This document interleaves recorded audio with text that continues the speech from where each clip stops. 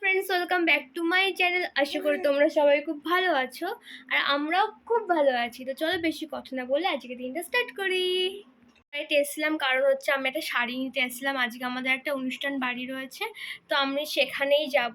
তো আমার অনেক পার্টি ওয়্যার শাড়ি আছে এখানে, তো ভাবলাম যে নিয়ে যাই। আর সন্তুও গেছে কলকাতায়, ও এখন ফিরছে আর আমি এখন বেরোবো, মানে দুজনে একসাথে বেরিয়েছি, একসাথেই হচ্ছে চলে যাব, তাই না? ও ফোনের মধ্যে ঢুকে যাচ্ছে, ভাবছে কি ওখানে। আর গুরু গেল রাস্তায় আইসক্রিম কিনতে, আইসক্রিমওয়ালা এসছে, তাই তাই না? ও মামা, ও বলে। তো যাই হোক, দেখতে থাকা যে সারাদিন কী কী করছি।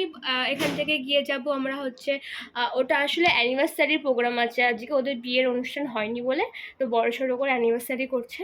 তো দেখতে থাকো, ব্লগটা খুব ভালো লাগবে। ওখানে গিয়ে কী কী করবো সেগুলো শেয়ার করব, তো দেখতে থাকো। এই যে আমার ব্যাগ গোছানো হয়ে গেছে, এটার মধ্যে আমার সাজা গোজার জিনিস জিনিস রয়েছে। আর এই ব্যাগটা আমি নিয়ে এসেছিলাম, মানে আমার জামা কাপড়, জলের বোতল টোতল রয়েছে। আর এটার মধ্যে রয়েছে শাড়িটা আমি একবারে ওই বাড়িতে গিয়ে দেখিয়ে দেবো। এই আইসক্রিম কিনলি কেন? অন্য আইসক্রিম ছিল না?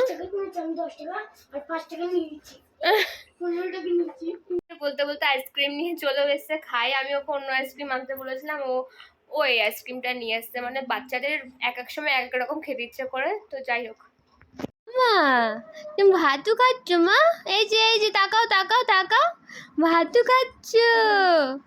বলে আমি ভাতু খাওয়া শিখে গেছি, তো টক ডাল দিয়ে ভাতু খাচ্ছি আমি। শোনা মা, খেয়ে নাও খেয়ে নাও খেয়ে নাও। এই খেয়ে নিলে, এই খেয়ে নিলে, এই তো খেয়ে নাও খেয়ে নাও খেয়ে নাও। দুষ্টু করে না মা, দুষ্টু করে না। একটু একটু করে ভাত খাচ্ছে, একটু একটু করে জল খাচ্ছে। বেশি জল খাইও না, খেতে পারবে না তাহলে। রেডি হয়ে নিয়েছি বেরোবো বলে, কারণ নৈহাটি অবধি চলে এসছে, আমাকে এসে ফোন করেছিল। তো আমি একবার রেডি হয়ে নিয়ে ভিডিওটা করছি। তো চলো এবার বেরোনো যাক। বেরোচ্ছিলাম আর দেখছি বাইরে কত হনুমান এসে বসে রয়েছে, আর বাপি ওদেরকে না কলা খাওয়ার জন্য এক ছড়া কলা দিয়েছে, না এক কাঁদি। তো যাই হোক, বেরিয়ে পড়েছি কাঠ ফাটা রোদের মধ্যে। রাস্তায় একটাও লোক নেই, কারণ আমি বেরিয়েছিলাম 3:30-টের সময় দুপুর, কারণ আমার 4টেই ট্রেন ছিল। আর ওখান থেকে স্টেশনে আসতে অনেকক্ষণই টাইম লাগে। স্টেশনটাও দেখো পুরো ফাঁকা, স্টেশনেও বেশি কেউ একটা নেই, আর ট্রেনটাও ছিল বেশ ফাঁকা। এইদিকে আমি এসেই রেডি হয়ে নিয়েছি, একটুখানি রেস্ট নিয়েছিলাম, তারপরে রেডি হয়ে নিয়েছি। আর একদম হালকা মেকআপ, কারণ এই গরমের মধ্যে একদমই ভালো লাগছিল না বেশি উগ্র কিছু করতে। তো যেটুকু না করলে নয় সেটুকুই। আর এই যে এই শাড়িটা পরে নিয়েছি, আর একদম প্লেন, মানে বেশি কিছু সাজিয়েনি, শুধু এই শাড়িটা একটু ভারী পরে ফেলেছিলাম। আর এই যে এই শাড়িটা আমি নিয়ে এসেছিলাম, আজকে নিয়ে এই শাড়িটা আমি দুবার পরছি, বিয়ের আগে একবার পরেছিলাম।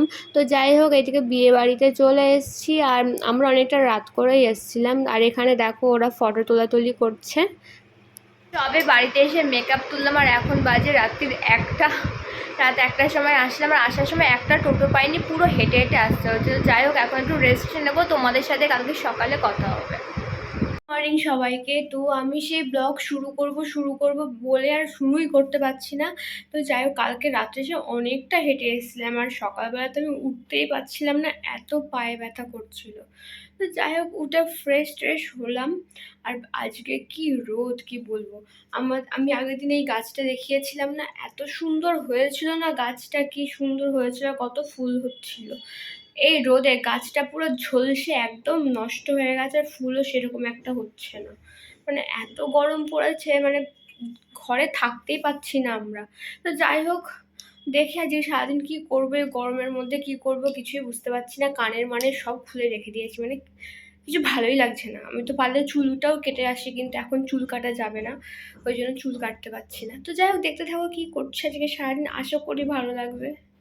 স্নান টান করে ঘরে আসলাম, আর এখন একটু খাওয়া দাওয়া করবো। আজকে শাশুড়ি মা রান্না করেছে সজনে ডাঁটা দিয়ে আলু দিয়ে একটা তরকারি, আর করেছে ইঁচড় আর ভেন্ডির তরকারি আর ডাল। তো টক ডাল তো খেতে খুবই ভালোবাসি আমি, একদম পাতলা পাতলা টক ডাল, তো সেটাই করেছে। তো সন্তুও স্নান করছে, স্নান করে আসলেই খাওয়া দাওয়াটা সেরে নেবো। সন্ধ্যা হয়ে গেছে আর সন্তু এদিকে আমার জন্য ম্যাগি করে নিয়ে এসছে। আমার ম্যাগি খাবো খুব ইচ্ছা করছিল। আর তারপরে না রেডি হয়ে নিয়েছি, যাবো একটু বারোদোলে, কারণ এসছে ওর মাসির মেয়ে মিলি, তো ওকে নিয়ে একটু বারোদোলে যেতে হবে, কারণ ওই জন্যেই এসছে। আর এদিকে মিষ্টিও যাচ্ছে, মিষ্টি আর মিলি দুজনে আগে আগে হাঁটছে আর আমি আর সন্তু পেছনে পেছনে। আর আজকে ছিল মারাত্মক ভিড়, মেলায় ঢুকেই আমার হয়ে গেছে শরীর খারাপ গরমের মধ্যে, আর সেই রকম গরমও ছিল। তো যাই হোক, ঠেলতে ঠেলতে ঢুকলাম। আর এই যে চলে এসেছি একটু এখান থেকে একটু ঘুগনি খাবো। খুব বগর বগর করছিল ঘুগনির দোকানের লোকটা, তো ভাবলাম এখান থেকেই খাই। একটুখানি ঘুগনি দিল 25 টাকা। তো যাই হোক, তারপর এখান থেকে চিত্তার জন্য ওই যে বাজাচ্ছে ওই খেলনাটা কিনে নিলাম, আর তারপরে চলে আসলাম ফুচকা খেতে। আর এখানে দেখো সব ফুচকার দোকান, মানে যত ফুচকার দোকান সব এই মানে গলিটাতেই বসেছে। আর ফুচকা টুচকা খেয়ে চলে আসলাম। ওরা এখন এইটাই উঠেছে, এই যে ভয়ঙ্কর জিনিসটা কীভাবে গোল গোল করে পাক খাওয়ায়, এই দেখো চালু হয়ে গেছে। মানে আমার তো জীবনে সাহসই নেই নাগরদোল্লা আর এই সমস্ত কিছুতে ওঠার। আমি শুধু একমাত্র উঠেছি হচ্ছে ব্রেক ড্যান্সে, একবার না দুবার, ব্যাস। আর দেখো কীরকম বিচ্ছিরিভাবে ঘুরছে। একটা বাচ্চা তো প্রায় অজ্ঞানই হয়ে গেছিলো উঠে, মানে কীভাবে যে বসেছিল মানে। তবে বাড়িতে আসলাম, আর বাড়িতে এসে ফ্রেশ হয়ে আমি একেবারে বিছানায় উঠে পড়ছি শোবো বলে।